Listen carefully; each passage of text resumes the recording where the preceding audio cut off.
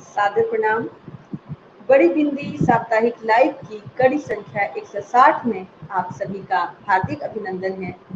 आज हमारे साथ हैं युवा बड़ी बिंदी प्रभाती कमलिनी, जिनकी उम्र तो छोटी सी है, पर इस छोटी सी उम्र में उन्होंने कई गतिविधियों में अपने आप को शामिल रखा है, जिनमें मुख्य है रंगमंच। और प्रभाती कमलिनी ऐसा मानती हैं कि जो एक्स्ट्रा करिकुलर एक्टिविटी है वो किसी भी व्यक्ति के विकास में महत्वपूर्ण भूमिका रखती है, और जितनी अच्छी ये छात्रा हैं, पढ़ाई में जितनी अच्छी है उतनी ही अच्छी ये अन्य गतिविधियों में है। प्रभाती, बड़ी बिंदी साप्ताहिक लाइव में आपका बहुत बहुत स्वागत है। जी, बड़ी बिंदी के सभी दर्शकों को मैं प्रणाम करती हूँ।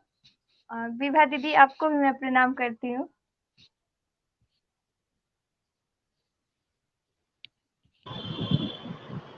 प्रभाती, आपको कब ये ख्याल आया कि अपने आप को एक्स्ट्रा करिकुलर एक्टिविटी में, इन गतिविधियों में शामिल रखा जाए? जी, मैं जब बहुत छोटी थी, उम्र मेरी तो जब मैं क्लास 3rd में थी, तब मधुबनी में एक प्रोग्राम हुआ था, नाटक हुआ था। झांसी की रानी लक्ष्मीबाई की पुण्यतिथि, 75वीं पुण्यतिथि पर 2011 की बात है। तब मुझे वहाँ पर छोटी सी भूमिका मिली थी, वहाँ पे रोल करने की। तो मैं बहुत खुश थी कि टाउन हॉल में मुझे मौका मिला है वहाँ पर करने की। तब से मुझे लगा कि नहीं, उसमें करना चाहिए, आगे बढ़ना चाहिए नाटक में। और चूंकि मेरे पिताजी नाटक से एमए हैं, और एमए में टॉपर रह चुके हैं 94-96 बैच के, तो वह उससे यहाँ पर मेरे यहाँ कलाकार आते जाते रहते हैं, तो उससे भी मुझे प्रेरणा मिलती है कि मुझे नाटक करना चाहिए। लगाव नाटक की तरफ और ज्यादा है, क्योंकि पारिवारिक मेरा फैमिली बैकग्राउंड ही नाटक से जुड़ा हुआ है, तो मुझे भी रुचि है नाटक में।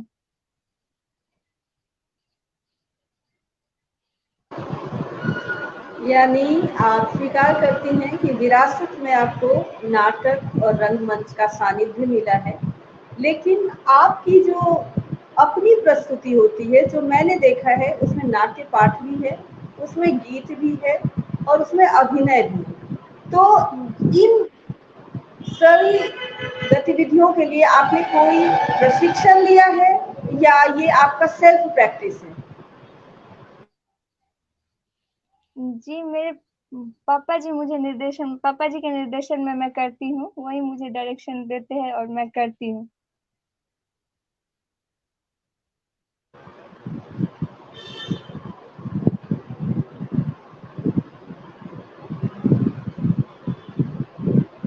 यानी आपकी जो शिक्षा है वो घर से शुरू होती है, और आपको पिता का सानिध्य मिलता है, उनका निर्देशन मिलता है, उनसे आपने प्रशिक्षण भी लिया है।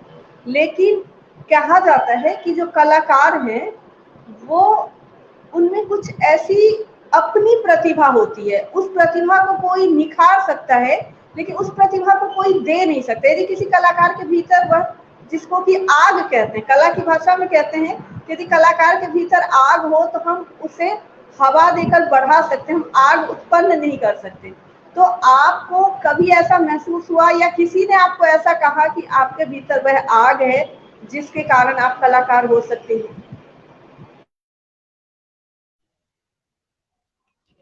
जी, मैं नाटक, जैसे मैंने पहले ही बताया कि मैं नाटक बचपन से करती आ रही हूँ। उसके बाद मैंने वहाँ पे जब छोटी सी उम्र थी मेरी, तो मैंने टाउन हॉल में किया था। उसके बाद मैं अपने प्राथमिक शिक्षा जहाँ पे मेरी हुई है गांव में, मैंने विद्यालय में भी नाटक किया। उसके बाद मैं गर्ल्स हाई स्कूल से, जब बिहार सरकार की कला उत्सव होती है उसमें मैंने पार्टिसिपेट किया था। और हमारे सर हैं गर्ल्स हाई स्कूल में, प्रमोद सर, उनके डायरेक्शन में मैंने पहले जिला स्तर में किया, फिर हम लोग का सिलेक्शन वहाँ हुआ, फिर हमने कमिश्नरी लेवल पर किया, वहाँ पे मेरी मुख्य भूमिका थी। उसके बाद हम राज्य स्टेट लेवल पर गए, लेकिन वहाँ पे हम लोग का चयन नहीं हो सकता। लेकिन हम लोग को बहुत कुछ वहाँ पे सीखने का मिला कि आधुनिक युग में नाटक कैसे किया जाता है। उसके बाद से मुझे लगा कि हाँ, मैं नाटक कर सकती हूँ, मैं आगे जा सकती हूँ। और सर सब भी बोलते थे कि हाँ, तुम में कुछ है कि तुम आगे जा सकती हो। आम आमतौर पर हम अपनी बड़ी बिंदियों से उनकी जीवन यात्रा के बारे में पूछते हैं। आपकी उम्र बहुत छोटी सी है, इसलिए भी यात्रा भी आरंभिक है, लेकिन मैं कुछ आधारभूत प्रश्न पूछना चाहती हूँ परिवेश को लेकर, क्योंकि आप एक ग्रामीण परिवेश में रह रही हैं और जो पारिवारिक स्थिति है उसमें आप 3 बहनें हैं। क्या कभी आपको समाज से, परिवार से ऐसा सुनने को मिला कि 3 लड़कियां ही हैं और इनका क्या होगा?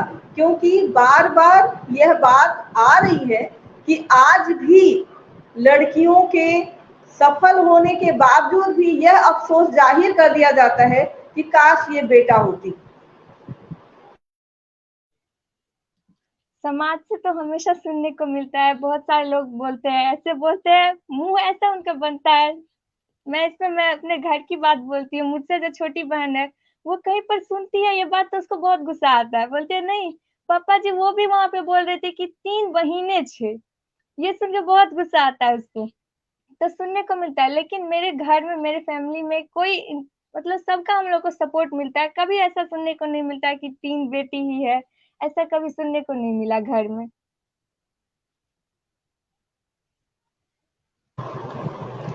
ये सुनकर मुझे बहुत अच्छा लगा, क्योंकि एक धारणा है कि जो ग्रामीण परिवेश है, ये जो ग्रामीण वातावरण है, वहाँ लड़कियों को लड़कों के बराबर अवसर नहीं दिया जाता है।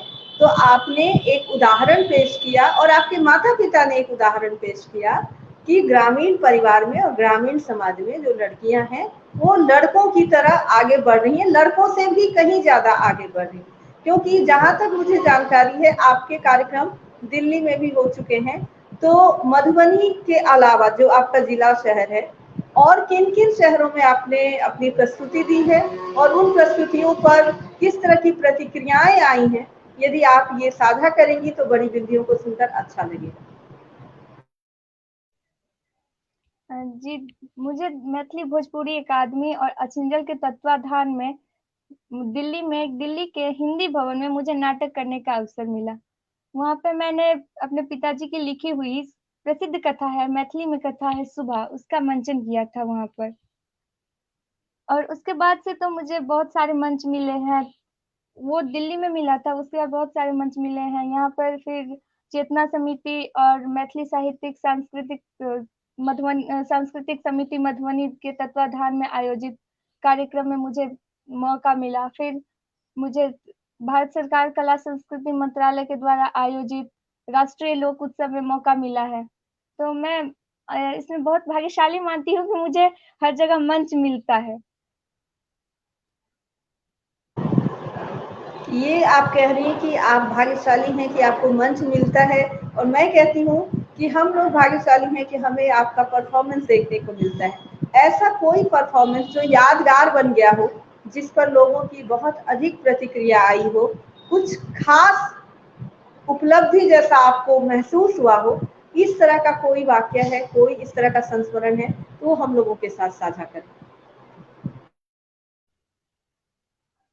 जी, मैंने सबसे पहले वैद्यनाथ मिश्र यात्री, मैथिली में तो उन्हें वैद्यनाथ मिश्र यात्री के नाम से जाना जाता है और हिंदी में नागार्जुन के नाम से। उनकी लिखी हुई कविता है विलाप, बहुत ही प्रसिद्ध कविता है। मैंने सबसे पहले मंचन उसका मधुबनी में किया था। चेतना समिति पटना और मैथिली साहित्यिक सांस्कृतिक समिति मधुबनी द्वारा के तत्वाधान में आयोजित था। वहाँ सबसे पहले मैंने पहली बार वहाँ पे किया था। तो वहाँ पे देख के मुझे ऐसा लगा सब मुझे मेरी प्रशंसा कर रहे थे। उसके बाद से उस विलाप की कविता का बहुत सारा डिमांड हो गया। इसके बाद मुझे 2 दर्जन से अधिक मंच मिले विलाप की प्रस्तुति के लिए।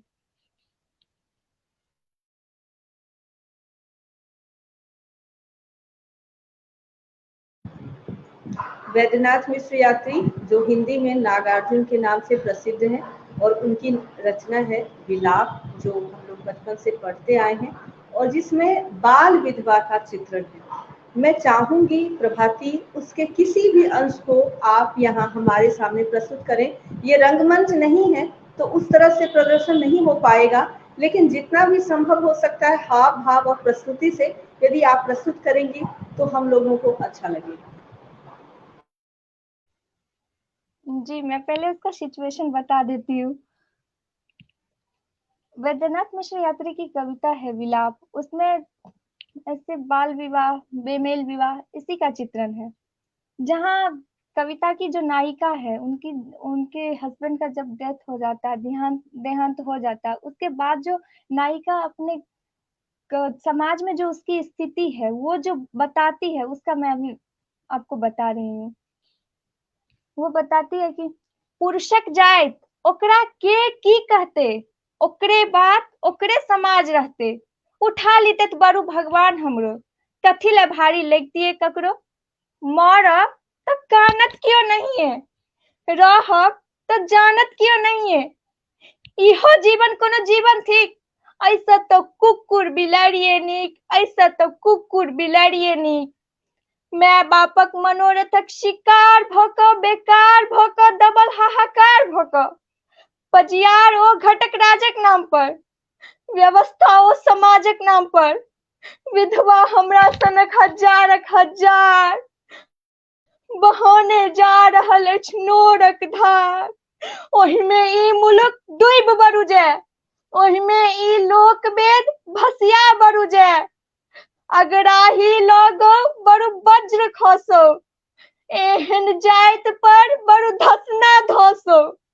भूकंप हो बरु फाटो धरती, भूकंप हो बरु फाटो धरती, माँ मिथिला रहिए का की करती, माँ मिथिला रहिए का की करती, माँ मिथिला रहिए का की करती। अब तक विलाप की प्रस्तुति आपने कई बार की है। मैं ये जानना चाहती हूँ कि वह कब पहली प्रस्तुति थी जब आपने विलाप को मंच पर प्रस्तुत किया था, और आप तब इन परिस्थितियों को कितना समझ पाती थी? क्योंकि अभी भी आपकी उम्र बहुत ज़्यादा नहीं है, तो आप जिस उम्र में बता रही कि आपने पहली बार विलाप का मंचन किया था, उम्र और भी कम रही होगी, तो आपने तब उसको कितना समझा था, और तब से लेकर अब तक की जो यात्रा है उसमें आपने इस कला को कितना विकसित पाया है अपने भीतर? जी, पहली बार मैं जब मधुबनी में की थी तो मैंने कविता याद किया था और मैंने उसका मंचन किया था। लेकिन मुझे सही से समझ में नहीं आया था उस टाइम कि इसका अर्थ क्या है। कुछ-कुछ समझती थी, सब कुछ नहीं समझती थी कि इसका अर्थ क्या है। फिर भी मैंने मंचन किया था और दर्शकों को यह काफ़ी प्रभावित किया था ये मेरी प्रस्तुति ने। लेकिन उसके बाद मैं और जैसे-जैसे मुझे मंच मिले, जैसे मुझे रामनगर में विद्यापति नाट्य मंच द्वारा आयोजित नाट्य महोत्सव, जो कि डॉक्टर कमल मोहन चुनू, जो मैथिली के प्रसिद्ध लेखक और व्याख्याता है, उनके संयोजन में जो आयोजित हुआ था नाट्य महोत्सव, उसमें मुझे 2 साल लगातार 2 साल भाग लेने का मौका मिला है। वहां पर भी उन्होंने मुझे बुलाया। उसके बाद लगातार मेरी प्रस्तुति होती रही। विलाप का बहुत ज्यादा डिमांड हुआ कि विलाप यहाँ करना है। फिर बहुत सारे हुए। तब मैं जब उसको करती थी, जब और बहुत ज़्यादा उसमें सुधार हुआ, फिर मेरे पापा जी उसमें और भी ज़्यादा हमको उसको निर्देशन में और बहुत कुछ ऐड किया मैंने उसमें। पहले सबसे पहले जब मैंने ये किया था, उसमें मैंने सिर्फ़ कविता ही कही थी और कविता पे ही मैंने एक्टिंग किया था। लेकिन उसके बाद मैंने जितना भी किया, सब में अलग-अलग प्रयोग किया मैंने। बीच-बीच में गाना भी ऐड किया गया और गाना ऐड किया गया। कुछ सुधार हुआ और उसके बाद मुझे पता भी चला कि इस कविता में है क्या। अब पता चलता है कि अर्थ क्या है उस कविता की। बातचीत को आगे बढ़ाएंगे। जैसा कि आपने कहा था कि एक्स्ट्रा करिकुलर एक्टिविटी, तो आपका जो मंचन है, आपका जो परफॉर्मेंस है, उसमें मैंने देखा है कि अभिनय के साथ अनुषंगी रूप से आपकी और भी गतिविधियां शामिल रहती हैं। तो वो कौन कौन से दूसरे पहलू हैं जिन पर आप बहुत काम करती हैं? जैसे भी आपने गीत की बात की कि उसमें हमने गाने ऐड किए, क्योंकि कविता में गीत नहीं है, लेकिन आपकी प्रस्तुति जो मैंने देखी उसमें भी कई गाने थे। उसमें से कुछ गाने जो आप अपने प्रस्तुति में शामिल करती हैं, यदि यहाँ बड़ी बिंदियों के समक्ष रखेंगी तो उन्हें और ज़्यादा समझ में आएगा कि किस तरह की आपकी प्रस्तुति होती है और किस तरह से वो नाट्य पाठ से भिन्न है। जी, ये एक प्रयोग है कि एकल नाटक में गाना ऐड कर दिया जाता है तो थोड़ा उसका दृश्य अलग देखने में कुछ ज़्यादा ही रोचक हो जाता है। तो उसमें ऐड किया गया है। वैसे तो मैं गाना गाती नहीं हूँ, उतना अच्छा गा नहीं पाती हूँ मैं, फिर भी मैं सुना रही हूँ। जब बाल विवाह हुआ, वैद्यनाथ मिश्र यात्री की कविता है विलाप, उसमें जब कथा की नायिका जो है बहुत छोटी थी, उसकी शादी हुई, उसको ये भी नहीं पता था कि ये क्या हो रहा है, उसको नहीं पता चला कि उसकी शादी हो गई। तब की मैं एक गाना बता रही हूँ, उस टाइम जब उसका कन्यादान किया जाता है तब। जंघिया चढ़ाए बाबा, बैसला मंडप पर, बाबा करुणे धिया दान है, आहे बाबा करुणे धिया दान है। जो परिवेश है उसका आप बहुत अच्छा निरीक्षण करती हैं और आप अपने चारों तरफ के वातावरण को समझती हैं, उसको अपनी कला के साथ जोड़ती हैं। आज एक प्रश्न बार बार उठता है कि जो युवा पीढ़ी है वो अपनी भाषा से, अपनी संस्कृति से दूर होता जा रहा है, जबकि मेरे पास आप जैसे युवा हैं, तो आपका इस पर क्या कहना है? जबकि आप ऑनर्स भी मैथिली में कर रही हैं, अपनी भाषा और अपनी संस्कृति को लेकर आप प्रतिबद्ध हैं, तो आपका क्या कहना है इस पर? क्या सचमुच युवा पीढ़ी अपनी भाषा और संस्कृति से दूर हो रहे हैं?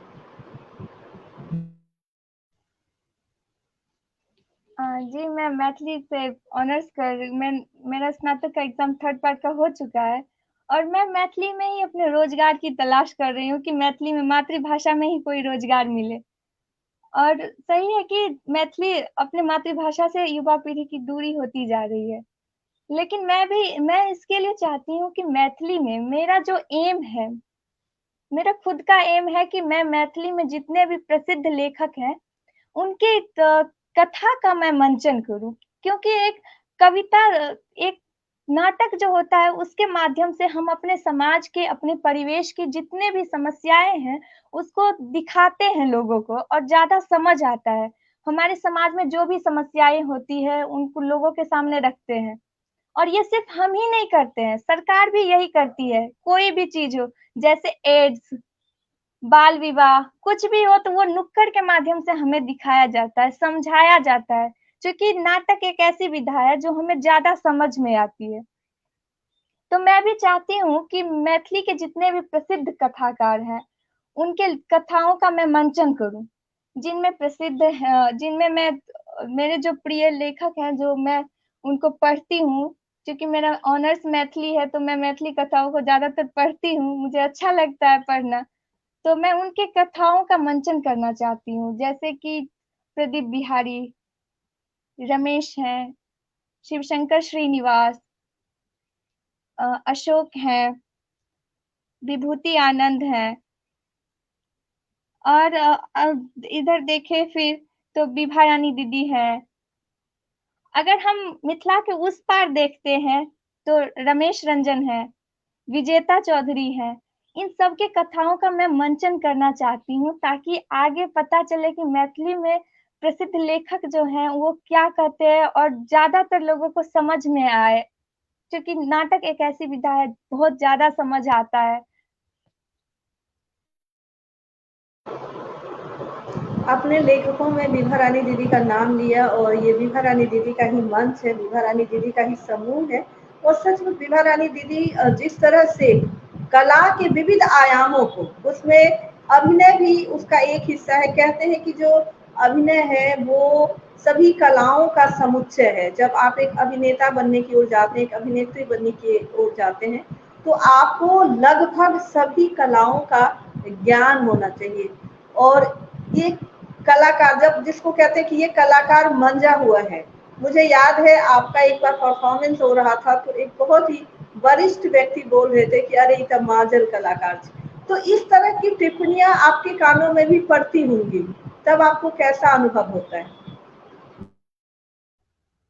जी, बहुत अच्छा लगता है। आपने ही मुझे बताया था कि सर बोल रहे हैं कि ये तो बहुत माजल कलाकार छे। बहुत अच्छा लगा सुन के कि सर बोले बहुत माजल कलाकार छे। तो मैं बहुत अच्छा महसूस करती हूँ। और जैसे मैंने आपने कहा कि विभा रानी दीदी, तो विभा रानी दीदी का तो एकल नाटक करने के लिए वो देश-विदेशों में जाती है, बहुत ही प्रसिद्ध है। और मैंने उनकी एक बार परफॉर्मेंस देखी है, मैं यहाँ पे मधुबनी में वाटिका में भाई राम सिंह वाला, जो उनकी एकल नाटक थी।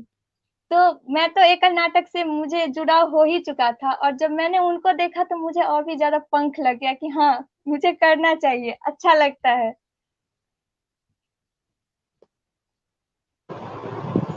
अभी हम लोगों ने बात की थी जो आपकी पहली प्रस्तुति थी विलाप। किसी और ऐसी प्रस्तुति के बारे में हम लोग जानना चाहेंगे जिस पर बहुत अच्छी प्रतिक्रिया लोगों के तरफ से आई हो और जहां बहुत बड़े समूह में लोगों का जुटान हुआ हो। यानी मान लीजिए मधुबनी में मैथिली का कोई भी आप कार्यक्रम पेश कर रही हैं तो ये उतना खास नहीं होगा, मतलब मधुबनी में मैथिली का कार्यक्रम होना ये सामान्य बात है। लेकिन किसी ऐसे नगर में या महानगर में जहां मैथिली का कार्यक्रम होना और एक युवा उभरते हुए कलाकार का और एक कम उम्र के कलाकार की इतनी अच्छी प्रस्तुति पर बहुत अच्छी प्रतिक्रिया आई हो, दर्शकों का बड़ा समूह रहा हो, ऐसा कोई संस्मरण है तो हम लोग सुनना चाहेंगे। जी, मैं जब दिल्ली में की थी, हिंदी भवन में मेरा नाटक हुआ था सुबह। तो सुबह के टाइम में मुझे बहुत ही ज़्यादा अच्छा लगा, क्योंकि वहाँ पे सिर्फ़ दिल्ली के ही नहीं थे, दिल्ली के भी लोग थे और आउट ऑफ सिटी के लोग थे, फिर इधर हमारे यहाँ के मधुबनी, राजनगर के भी लोग थे। वो लोग जो अपनी जब प्रतिक्रियाएँ देते हैं और आज भी अगर मिलते हैं तो बताते हैं, अगर मुझे बोलते हैं कि मैंने तुम्हारा नाटक देखा था, अच्छा लगा, तो बहुत ही अच्छा लगता है मुझे कि इनको मेरा परफ़ॉर्मेंस अच्छा लगा, इसका मतलब ठीक किया था मैंने, कुछ ठीक किया था इसमें।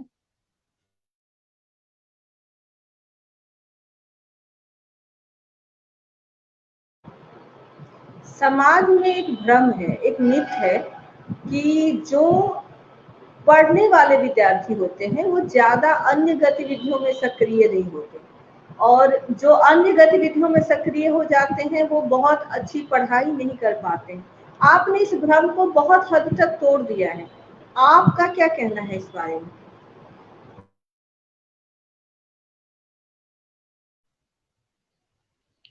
मैं भी शिक्षण को ही प्राथमिकता देती हूँ, मेरा पढ़ाई ही सर्वप्रथम है, उसके बाद कुछ है, लेकिन एक्स्ट्रा करिकुलम एक्टिविटीज़ बहुत ही ज़रूरी है। उसके माध्यम से अगर हम नाटक नाटक में ही है, तो नाटक एक ऐसा विद्यालय है जहाँ पे हमें अनुशासन सीखने को मिलता है। अगर हम नाटक में आ गए, तो बहुत ही ज़्यादा अनुशासन है इसमें। जो नाटक में आ जाता है वो एकदम अनुशासित हो जाता है वो। और एक नाटक ही क्यों, मेरे पास एक टीम है, I have a team, we live as volunteers. हम लोग हमेशा वॉलंटियर की तरह काम करते हैं, सिर्फ नाटक ही नहीं। अगर कोई भी काम हो, धार्मिक अनुष्ठान हो, तो वहाँ हम लोग बढ़ चढ़ कर हिस्सा लेते हैं, हमारे पास एक टीम है। और मैं चाहती हूँ कि सिर्फ मैं ही नहीं, इसीलिए मैं अपने गांव में कुछ छोटे छोटे बच्चे हैं, उनको मेरे डायरेक्शन में वो बहुत सारे नाटक कर चुके हैं, जिसमें प्रमुख नाटक है फूल फूल अप्रैल, और इनाम में 50-50, अपन रक्षा अपने हाथ। तो मैं उन लोगों को मेरे डायरेक्शन में वो लोग करते हैं, स्कूल में भी और कहीं कहीं करते हैं। तो मुझे अच्छा लगता है कि मैं उन लोगों को सिखाती हूँ, और उन लोगों को भी अच्छा लगता है, सीखती है मेरे से, और अच्छा लगता है। और सबसे बड़ी बात ये है कि आज भी कई जगह मंचों पर अभिनय करने के लिए लड़की बहुत कम पड़ जाती है, नहीं मिलते रहता, आज भी कमी है, लड़की की भूमिका निभाने के लिए मिलता नहीं रहता है। तो मेरे यहाँ सबसे बड़ी खास बात है मेरे यहाँ, कि मेरे पास जितने भी बाल कलाकार है उसमें अधिकांशतः लड़कियां ही हैं, और मैं लड़कियों को ही लड़का बनाती हूँ, लड़का के भूमिका में लाती हूँ। तो मेरे लिए बहुत ही सौभाग्य की बात है कि बहुत सारी लड़कियां मेरे पास है, मेरे पास एक टीम है, जिसको मैं कहीं पर भी, कोई भी, हम लोग किसी भी काम में करने में बेहिचक नहीं रहते हैं, बेझिझक कोई भी काम करते हैं, किसी भी काम करने के लिए तैयार रहते हैं। तो वो हम लोगों के साथ रहती है, सब जो भी बोले सब में तैयार रहती है। और नाटक में भी बहुत अच्छा लगता है उन लोगों को, हमेशा रिहर्सल्स के लिए कि दीदी कब करवाइएगा, तो मेरे साथ करती है। हम लोगों ने ज़्यादातर देखा सुना है कि पुरुष ही स्त्री पात्रों की भूमिका करते आए हैं। अभी आपने कहा भी कि आज भी अभिनय के क्षेत्र में, रंगमंच के क्षेत्र में महिलाओं की संख्या पुरुषों की तुलना में कम पाई जाती है। लेकिन आपकी टीम में इतनी लड़कियां हैं कि लड़कों की भूमिका वो करती हैं। अपने मिथिला में जो लोक नृत्य हैं, जैसे जट जटिन है या झिझिया है या डोमकच है, तो क्या इन लोक नृत्यों को भी प्रस्तुत करती है आपकी टीम? जी, अभी भी जट जटिन का रिहर्सल ही चल रहा है 15 अगस्त के लिए। 15 अगस्त में जहाँ कहीं भी वो करेंगे वो बच्चे, तो मैं शाम को उसके लिए 1 घंटा निकालती हूँ। 5 बजे से 6 बजे तक 1 घंटा मैं उन लोगों को डायरेक्शन देती हूँ, चाहे वो नाटक करे, डांस करे, मैं उन लोगों को सिखाती हूँ। 1 घंटा मेरा उसके लिए रहता है। मैं चाहूंगी कि जो बड़ी बिंदियां अभी देख रही हैं प्रभाती को, यदि वे अभिनय के लिए या लोक नृत्य के लिए प्रभाती से संपर्क करना चाहते हैं तो कमेंट बॉक्स में अपनी इच्छा जाहिर करें। कोशिश की जाएगी कि प्रभाती से आप ऑनलाइन ही सही जुड़ सकें, क्योंकि प्रभाती ने इतनी कम उम्र में अपने साथ साथ कई लोगों को जोड़ा है। और इसका जो यह भले एकल नृत्य करती है लेकिन नाटक भी करती है, लोक नृत्यों का निर्देशन भी करती है और आवश्यकता पड़ने पर उसमें शामिल भी होती है। इन लोक नृत्यों का जो संगीत है, गीत है, वह भी बहुत मधुर है और उसके साथ जो भाव भंगिमा होती है वह भी बहुत सुंदर है। यह नृत्य तो संभव नहीं है, लेकिन यदि किसी अंश का आप भाव भंगिमा ही प्रस्तुत कर दें गाने के साथ, तो बड़ी बिंदियों को समझ आएगा कि मिथिला का लोक नृत्य कैसा होता है। जी, वो तो गाना के साथ होता है, मुझे ऐसे बोल के नहीं हो सकता, गाना के साथ वो मेरे से होता है। हाँ, जिस तरह से आप बिना म्यूजिक के जितना संभव है उतना प्रस्तुत कर दें, ताकि बड़ी बिंदियों को ये समझ आ सके कि हाँ, इस तरह की भाव भंगिमा मिथिला के लोक नृत्य की होती है।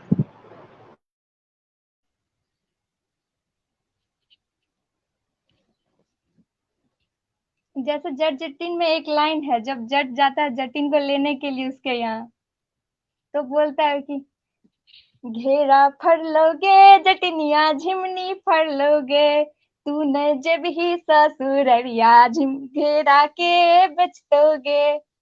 तब जटिन बोलते हैं उस पे, मैया बेचतो रे जटा बहिनिया बेचतो रे, मैया बेचतो रे जटा बहिनिया बेचतो रे, ऐ बेरी तारे लगन मा हम त नहीं जेबो रे। ये मिथिला का जो कृषि प्रधान समाज है, उसका बहुत ही सुंदर चित्रण इन लोक नृत्यों में किया गया है। और उसी का प्रतीक है घीरा और झुमनी, जो सब्जी हमारे यहाँ मिथिला में उपजाई जाती है, वो बहुत ही खूबसूरती से इन गीतों में, इन नृत्यों में प्रस्तुत किया गया है। और इन सभी गतिविधियों को आप न सिर्फ खुद करती और जानती हैं, बल्कि आप, आपके साथ जो भी लोग जुड़ते हैं, यहाँ तक कि जो उम्र में बड़े लोग भी जुड़ना चाहते हैं, वो भी सीख सकते हैं। आप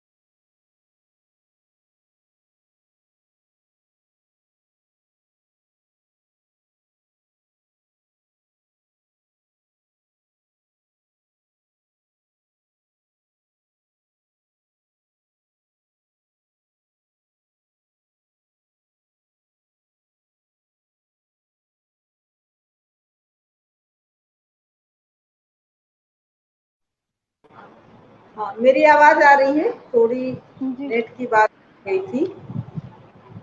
मैं ये कह रही थी कि जो प्रस्तुतियां हैं, जो यहाँ के नृत्य हैं, जो यहाँ यहाँ की कला है, मुख्य रूप से ये तो जितनी जिन कलाओं की हम बात कर रहे हैं वो तो परफॉर्मिंग आर्ट है, लेकिन आपके नाटकों में जैसे बैकग्राउंड में उसके वातावरण के निर्मिति में जो हमारे यहाँ का जैसे कोठी है या मिथिला की चित्रकला है, इन सारी चीज़ों का भी आप प्रयोग करते हैं। तो आपको क्या लगता है कि यदि आप नाटक नहीं करेंगे, थोड़ी देर के लिए मान लीजिए कि आप कल को कुछ किसी ऐसे करियर में चले जाते हैं जहाँ आपके लिए नाटक करना या इस तरह की गतिविधियों में शामिल होना संभव नहीं होता है, तब आप किस तरह से इन गतिविधियों को प्रमोट करेंगी?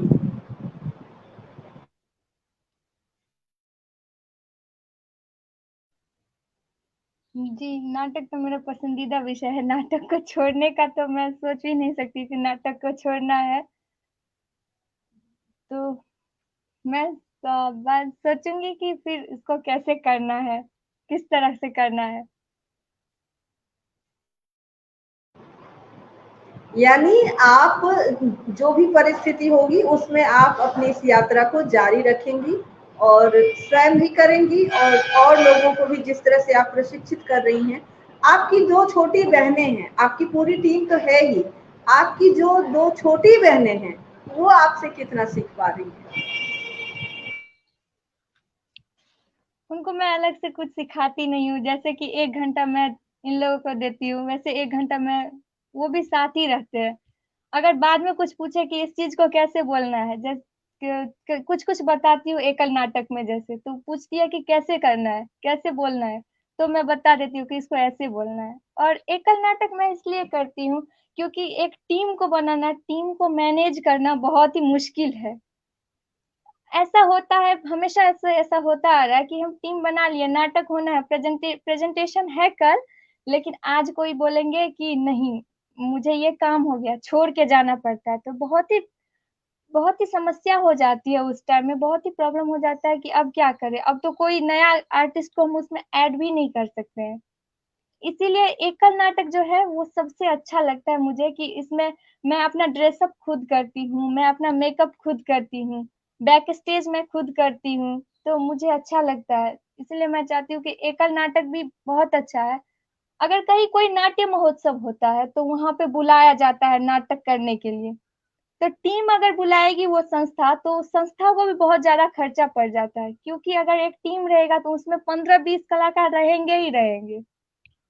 और अगर एक रहा, मुझे बोला जाता है आने के लिए, हम चले जाते हैं, तो उसमें संस्था को भी कम खर्चा होता है और इधर भी होता है कि हम खुद कर लेंगे। और एक टीम को बनाना बहुत ही मुश्किल काम है। एक जाता है एक आता है, इसको पकड़ के रखना, बना के रखना बहुत ही मुश्किल होता है। यानी एक तरफ टीम है और एक तरफ एक व्यक्ति ही पूरी टीम है, तो टीम के भीतर भी कई टीम है, ऐसा हम लोग मान सकते हैं। क्योंकि प्रभाती जिस तरह से अपने आप को अकेले एक टीम के रूप में प्रस्तुत करती हैं कि अकेले अपने आप में, जैसा कि आपने कहा कि आप स्वयं भी निर्देशन भी कर लेती हैं, स्वयं भी बैक स्टेज भी कर लेती हैं, तो एक एक कलाकार एक पूरी टीम है और एक पूरी टीम में उतनी ही और टीम है, क्योंकि हर कलाकार अपने आप में एक टीम है, ऐसा हम लोग समझ सकते हैं आपकी बातों से। अभी हमारे पास तो बहुत सारी जिज्ञासा है, लेकिन समय की भी अपनी सीमा है और इतनी छोटी सी उम्र में आपके पास अच्छा खासा अनुभव है, आपका अपना ऑब्जर्वेशन है, आप चीज़ों को बहुत अच्छी तरह से देख पाती हैं, समझ पाती हैं। जैसे आपने कहा कि सामाजिक समस्याओं को आप उठाती हैं, तो एक मैं आपके उस अभिनय को यहाँ पर चाहती हूँ कि उसका थोड़ा सा जिक्र हो जाए, जिसमें दरी बेचने वाले की जो मजबूरी है, क्योंकि अब चटाइयाँ समाप्त हो रही, चटाई का प्रयोग समाप्त होता जा रहा है और यह भी एक सामाजिक समस्या है, एक रोजगार का समाप्त हो जाना। और यहाँ चटाई तो एक उदाहरण है, ऐसे कई रोजगार हैं जो आज समाप्त हो रहे हैं। तो आप अपने उस नाटक के बारे में, उस प्रस्तुति के बारे में थोड़ा सा बताएं और हो सके तो उसका कोई संवाद भी सुनाएं। जी, मेरे पिताजी ऋषि वशिष्ठ की लिखी हुई प्रसिद्ध कहानी है सुबह। उसकी परिस्थिति ये है कि गांव है, गांव के बीचों बीच एक मंदिर है, मंदिर में चोरी हो जाती है। और उस गांव में एक पटिया बेचने वाला होता है, जिसको हम लोग हिंदी में चटाई बोलते हैं, मैथिली में हम लोग पटिया बोलते हैं उसको। मोती पटेल का होता है, बेचने के लिए आता है। तो यहाँ पे होता ये कि मंदिर में चोरी हुई। चोरी तो हो सकता है, चोरी कोई भी कर सकता है, लेकिन वो वहां पे थूक फेंका जाता है मंदिर के अंदर। तो वहां के लोगों का कहना ये है कि हिंदू चोरी तो कर सकता है, चोरी की बात, चोरी तक तो ठीक है कि हिंदू चोरी कर सकता है, लेकिन कोई हिंदू मंदिर में ऐसे थूक नहीं फेंक सकता है। बस इसके आधार पर वो पटिया बेचने वाला जो मुस्लिम है, जिसका नाम अ, जिसका नाम वो है फूल हसन है, उसको पकड़ लिया जाता है। आधार साक्ष्य उसके पास कुछ नहीं है, आधार बस यही है कि उसके मंदिर में थूक फेंका गया है, तो कोई हिंदू थूक नहीं फेंक सकता है। इसके कारण उसको बहुत मारा जाता है, पीटा जाता है। मैं उसका एक डायलॉग बताती हूँ, बहुत मारा जाता है उसको, बहुत जैसे बहुत दरिंदगी से पीटा जाता है, मुक्के मारे जाते हैं, मुंह पे, नाक पे, हर जगह। या या या अल्लाह, ऐसा नापाक इल्जाम ना लगाबो, हम कौनो चोरी ना किए हैं। या अल्लाह।